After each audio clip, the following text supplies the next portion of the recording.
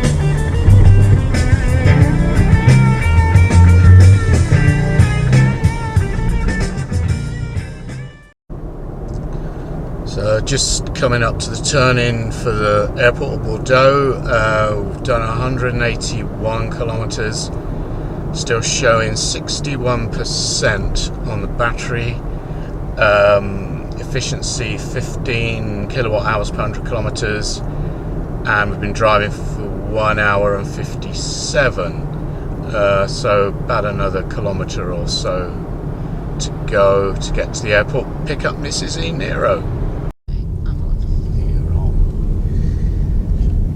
So as the sun sets over the Poitou-Charentes, Mrs. e-Niro is working the camera, and we thought we better do this before we get home. It's only about 4 kilometres to get home. Oh my god, it's so bumpy. But it's we're going down the little tracks that lead to our place. So anyway, driven 363 kilometres.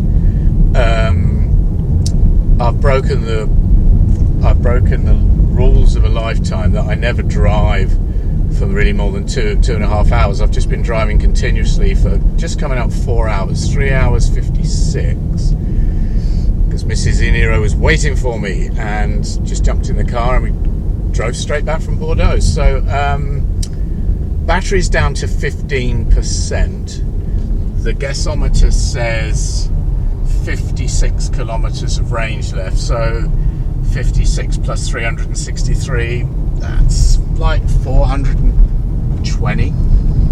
Yeah, about 420 of real world range, driving on auto routes at typically 115. Never really went much below 110. So yeah, I mean, when we set out it said 463, but it's more like 420, which is that's still comfortably 240 miles, isn't it? Yeah. So anyway, we're almost home. So yeah, down to 14% on the battery now. 55 kilometers of range left, but as I say, we're going to run out of light. So I thought we'd do this video. Yeah. Apologies for the bumpy camera. Yeah, work. very bumpy. The last bit to get to our place is, you see, so busy. Look at all this traffic. And a dirty windscreen. And a dirty windscreen, yeah. Temperature's 12 degrees now, so the last 40 minutes or so we've had to put the heater on. It's been a beautiful day. It was about 18, 19 degrees down in Bordeaux, but a little bit cooler up here, and 15 kilowatt hours per 100 kilometers, says the efficiency thing. So here we are a few days later, different shirt. I just thought I'd do a bit of a summing up of that.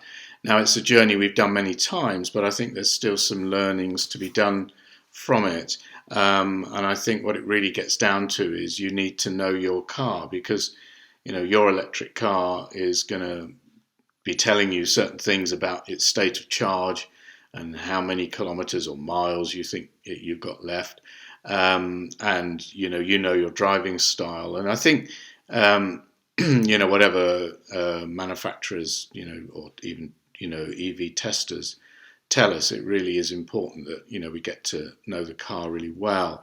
So anyway, as you saw, the the initial kind of estimates of how far the car was going to go was sort of way high at the top end of the battery charging state. So I'd driven 56 kilometers, and it was still saying I had 90% of battery left, which implies a range of 560 kilometers, which is daft, as it was only 483 when I left. Now, obviously, that 483 was based on the driving I'd been doing over the last few weeks, which was mostly sort of local stuff, and not all the roads are quite as bad as the one that leads to our house, but typically you're doing between 50 and 80 kilometers an hour. But as soon as you get on the faster roads, like I was the other day down to Bordeaux, you're doing 110, 115. The algorithm doesn't seem to realise that, the car's going faster now, or we've got the heater on, or we've got the air conditioning on, or the windscreen wipers are going, or whatever. It doesn't adjust very quickly, so I was still getting this ridiculous sort of guessometer estimation of how much range I had left. But then when I got home, I'd done 369 kilometres, showing 13% of the battery remaining, and the guessometer was showing 52 kilometres remaining. Now, there are three, I can use three different ways of calculating what the actual range would have been if I'd have carried on until I couldn't drive the car anymore, and just using the guessometer. So I'd done 369, add 52, and that's 421 of range. The other way is to say I'd used 87% of the battery, and I'd done 369. Divide those numbers, multiply by 100, and you get 424 kilometres. And then the other way is to say, well, I've got a 64 kilowatt hour battery. I've done 15 kilowatt hours per 100 kilometres over the length of the trip, and you do the math on that, and you end up with 426 kilometres. So there's a 5 kilometre difference between the ways of calculating what the actual range would have been. So that's 260 miles comfortably. But to be honest, if anyone said to me, how far would you drive comfortably before you were really starting to get a bit worried about, running out of battery, I'd say 400 kilometres, 240 miles. And I think, you're pretty safe there. Certainly at that kind of temperature, maybe a bit more in high summer. We have noticed the efficiency, even on fast roads, is more about 14.5, 14.6 in the high summer. That's even with the air conditioning going, and I think it's because the batteries like to be above 20 degrees centigrade, not 14, 15, that kind of thing. Anyway, I hope you found that interesting. As I say, it really does pay to get to know your car with experience, and keep an eye on these things. And you just I find it interesting. But I'm sure the anti-EV mob would say, it's too much worry. Just, turn up to a petrol station and put fossil fuels into it. But that's not the way things are going.